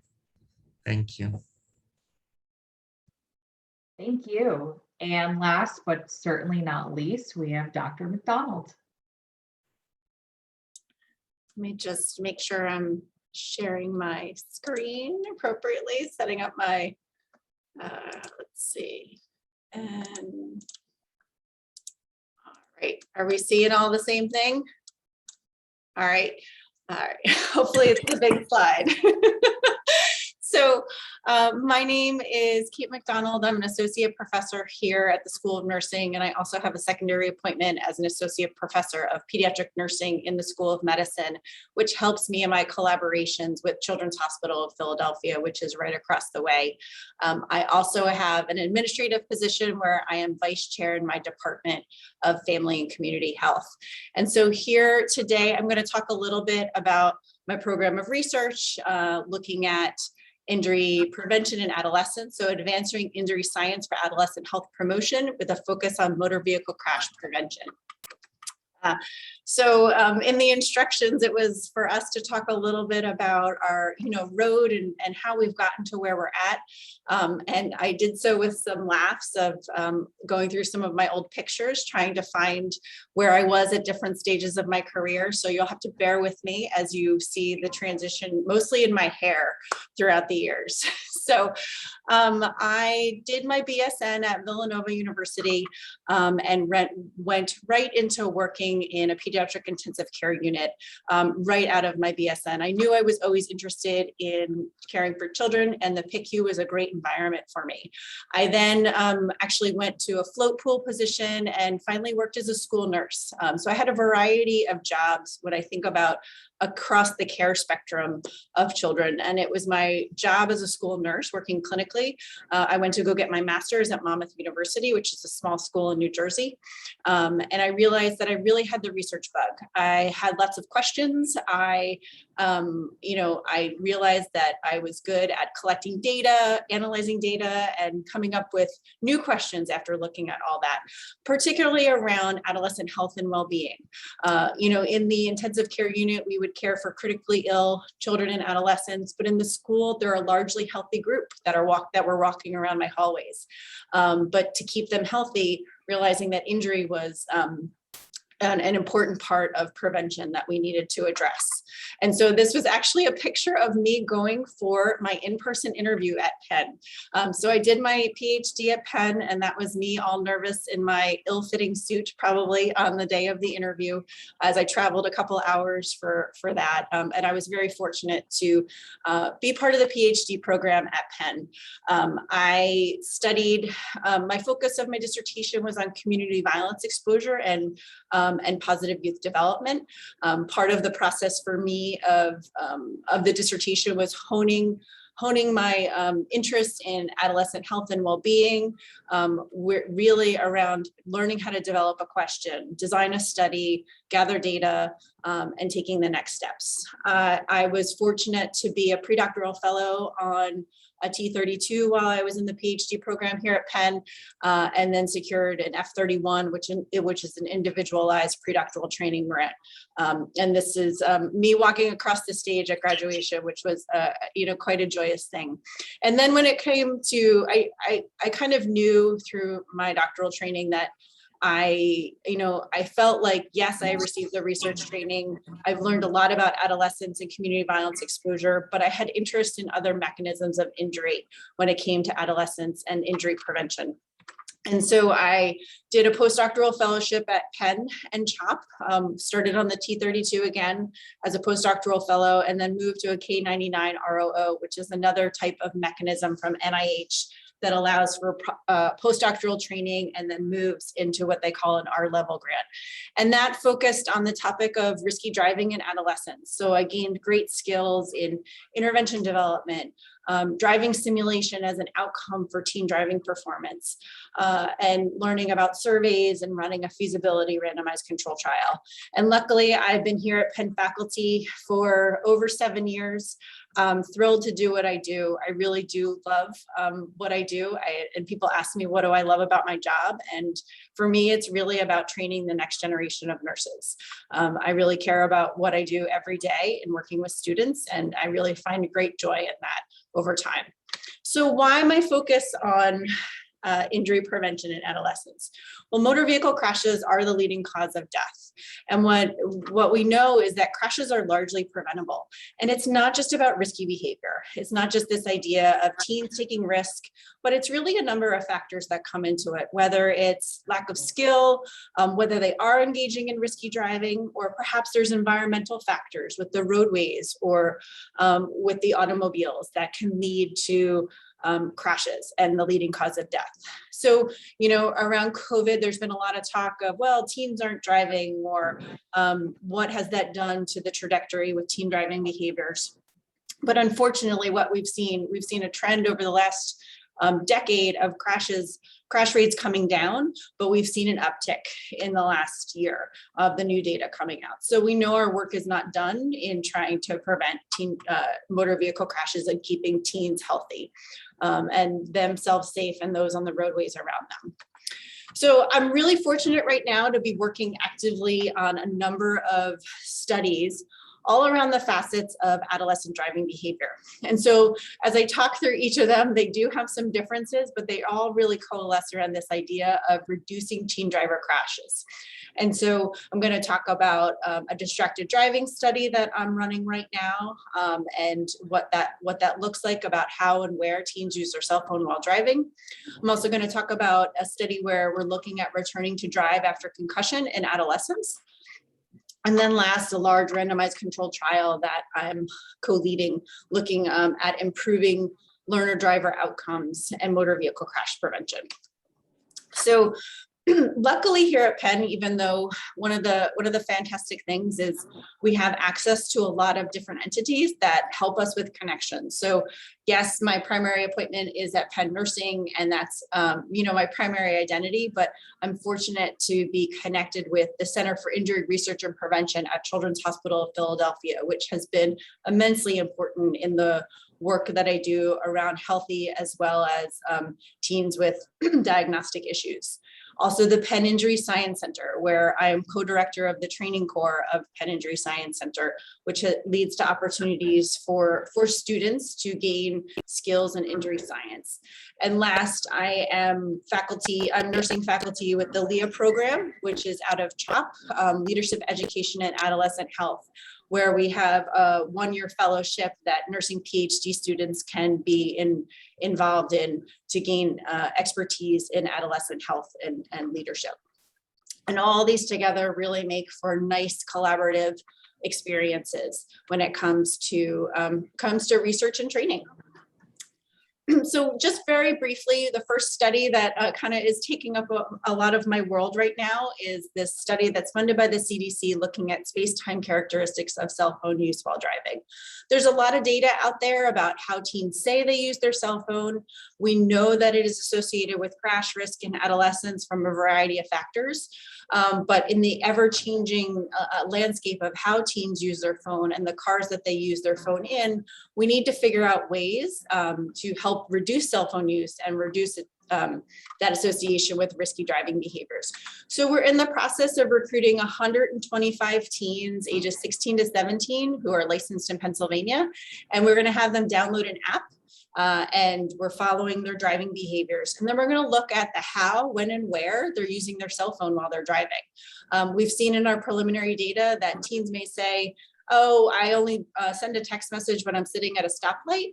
But when we look at our in-vehicle data, we really see that's not the case. We see that their average speed of using their cell phone while driving is around 25 miles per hour. So we're closely investigating how they're using their cell phone on the roadways. And so we partnered with a private company to develop a research app called Way to Drive that we're using with our study. And there's lots of opportunity for students to look at data with this study. So analysis with our existing on-road data, as well as survey data around adolescent risk and their perceptions, as well as geospatial analysis and qualitative interviews that we'll do with teens and families. The partnership that I have with CHOP allows us to do recruitment with healthy adolescents through CHOP, which has been a great resource because it's really hard to recruit participants into study, especially when you're not in a clinical population where you're, in a clinical setting and directly recruiting face to face. But the relationships I've developed with CHOP have been a true asset to enrolling teens into our teen driver studies. The next study I want to touch briefly on, the second of the third, is the returning to drive after concussion study that we are carrying out between here at Penn Nursing and over at CHOP. What we're doing is we're enrolling, so I should say there's a lot of evidence to support return to learn, return to play, return to exercise protocols that concussed individuals may have, and particular concussed adolescents as we think about the return to school process. In some preliminary data I looked at of the electronic health record at CHOP, we saw that of those patients who were going to a specialty care clinic, prior to their first visit at specialty care, half of them had gone back to driving. And so they had done this on their own without much guidance from a clinician. And so we know that there's not really evidence-based guidelines. Teens and families are making decisions on their own. So this is, from a nursing perspective, it's the opportunity to say, what can we do to inform some of those recommendations? And so we're enrolling uninjured and concussed adolescents to come into our driving simulator over at CHOP. To complete a number of pre-drive assessments, go through the simulated experiments, and then post-drive assessments. So we're going to compare behaviors, neuropsych measures, as well as clinical exam between our uninjured and our concussed adolescents. And then we're also in another cohort, we're going to collect on-road driving behaviors to look at the natural progression of returning to drive after concussion. So what do teens actually do after they have a concussion? How long do they wait? Do they do any self-regulation of their driving after their concussion? So lots of opportunities there. We're in the midst of data collection right now. And so I have a number of students who are working on recruitment and enrollment, primary data collection, analysis, and working with clinical measures as well as device measures. So that's a picture of the driving simulator that I am able to use over at CHOP, as well as the app that we're once again using for on-road data collection. And last, just briefly, we are running a large randomized controlled trial with learner drivers. So this is, we're recruiting 1,200 parent and teen dyads to enroll in our randomized controlled trial of a learner driver intervention called Drivingly. It's a multi-component intervention that involves health coaching with parents to help them teach their teens how to drive, an on-road driving assessment with feedback for the teens who are randomized to the intervention, as well as a second health coaching session addressing risky driving behaviors for the teens. And then we're going to collect their crash records after 18 months. So this is an exciting study that has just started and gotten underway. My collaborators at University of Edinburgh, University of Alabama, Birmingham, CHOP, it's a fantastic study that we're involved in. And this is just the great schematic that our team put together of the Drivingly study roadmap, which is apropos for all teen driving studies. And so we have about 2 more years of data collection to go in this study. And I think as we're running out of time, I just want to say the multiple opportunities and connections are, I find a lot of fun and make doing the research in a collaborative, interdisciplinary way. It makes it a good thing to come to work every day. So please, if you have any questions, my email is not on the last slide, but don't hesitate to reach out. Thank you. And thank you again to all the faculty who presented. I know as a staff member, I personally never get tired of hearing about all the really exciting things happening at the school, and I'm sure our participants are also excited. We have time for a couple of questions. So if anyone would like to type their questions into the chat, we can take a few before we finish at 2 o'clock. And while people are asking their questions, I'll remind everyone that we have another webinar next week on the 10th at 12 o'clock Eastern. which is our student panel. And the deadline to submit your application for the PhD program for 2022 enrollment is December 1st. So if anyone has questions, feel free to type them in the chat box. And don't be shy.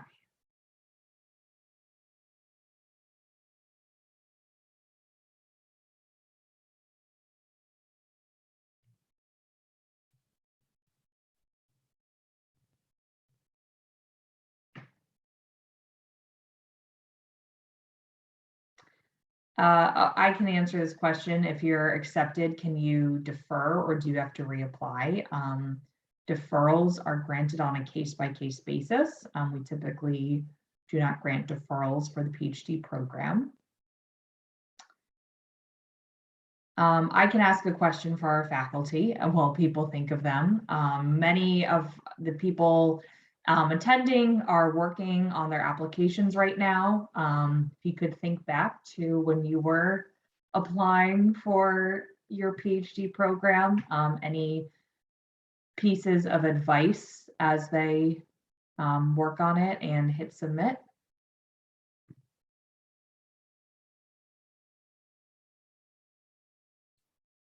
I could start. I would just say that a real strength when we're looking at applications is evidence that the applicant has done their homework, that they've chosen UPenn specifically, that they're not just looking at all PhD programs, but there's something about UPenn that really attracts you to come and really makes you want to come to this program over other programs. And part of that is researching look at the faculty website, see what the faculty are doing. What at UPenn would specifically provide the resources and the expertise and the mentorship that can help you do the work that you want to do.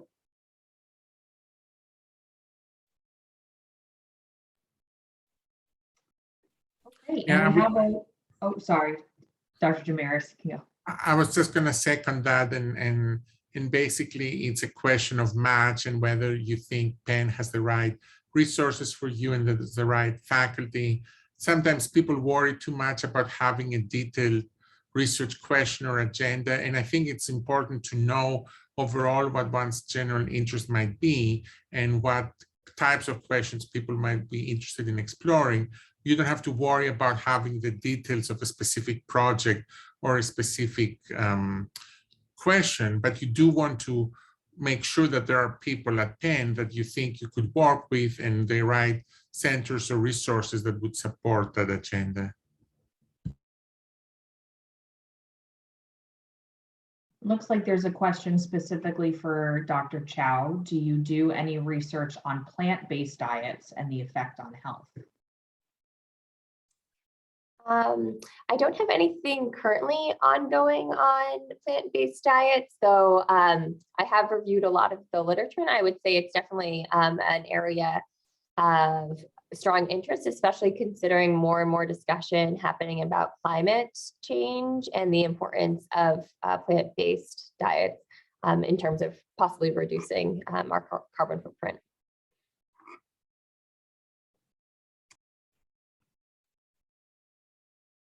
Any other questions for our faculty?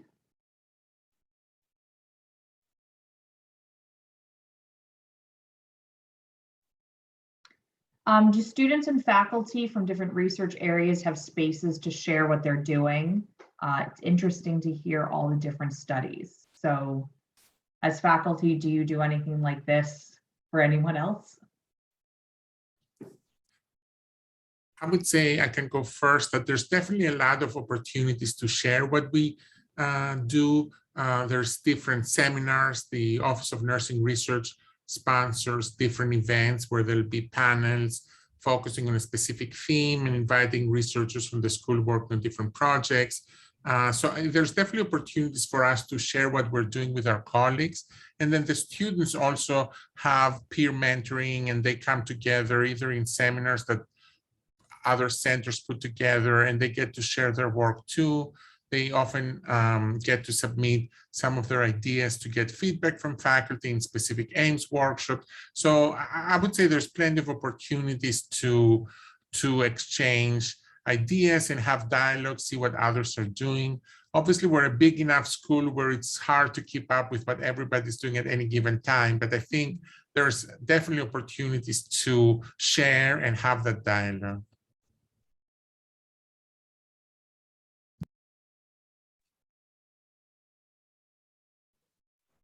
Okay, well, it is 2:00, and I want to be respectful of people's times. Oh, sorry, Dr. Compton, did you want to? I just saw that there was a really good question in the chat box for me. I'll answer it really quickly. Oh. As you may know, most people who have opioid use disorder also use other substances. It's very rare to find somebody who only uses one substance. So in our studies, we made sure that they only met diagnostic criteria for opioid use disorder. It doesn't mean they weren't using cannabis or they weren't using cocaine or something else in addition, but we've pretty much limited it to people whose primary diagnosis was opioid use disorder. Thanks for that question. Great. Thank you. I almost missed that. All right. Well, with that, it is 2:00 and I want to be respectful of everyone's time. Thank you all for attending. I understand a 2-hour webinar after being pretty much virtual for 2 years is a lot. So we sincerely appreciate it. Thank you to the faculty who participated. Again, the deadline for 2022 is December 1st. Hope to see your applications. We look forward to reading them and have a great rest of your day. Thank you, everyone.